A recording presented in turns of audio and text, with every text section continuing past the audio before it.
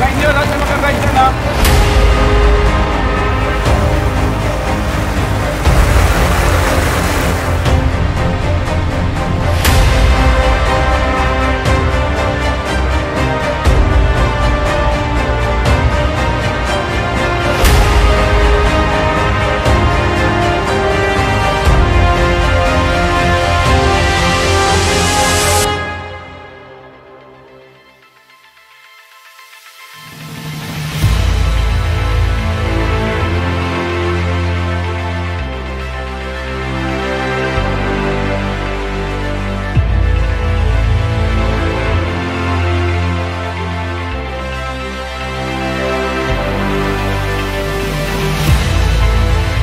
Well, Jamboree is a big group of campers. Pag nagte-trail kami, it's always the guys, small group, inuman konti, relax, but we want to bring the whole family. That's why we created this Jamboree event.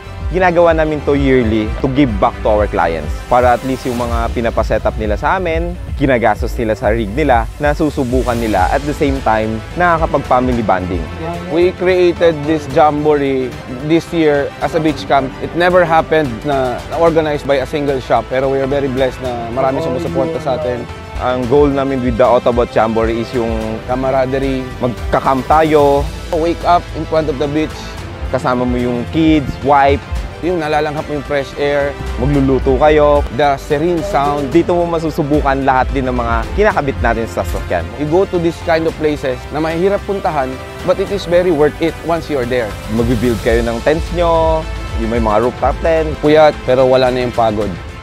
Yun ang priceless, hindi natin mabibili kahit milyonaryo-bilyonaryo tayo sa Metro Manila. Medyo hindi lang natin nagawa lahat because of the weather, yung mga games for the kids na we want to teach them, ma-expose sila sa mga larong Pinoy.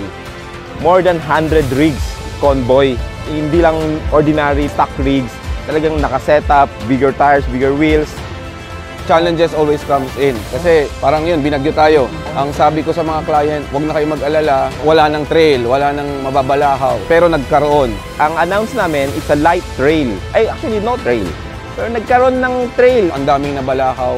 Kagabi pa ako kinukulit ng mga kliyente natin, boss, dapat pinakinggan kita. I myself, iniwan ko yung recovery kit ko. Yung pala kailangan namin. Doon natin makikita the importance of having a build rig. Sila yung naghahanap ng recovery board, sino may winch, sino naghahanap saan yung bumpers. Bigger wheels, all-terrain, mud terrain, kailangan na kailangan yan. Lalo na sa ganitong camp, ganitong setup. Expedition kasi, that's the very importance eh. Boss, hindi ako bumili ng maayos na tent. Lahat ito, hindi lang puro forma, talagang magagamit mo. At the end of the day, it's how you will celebrate it. Kahit binagyo tayo ng umaga, we had so much fun nung gabi.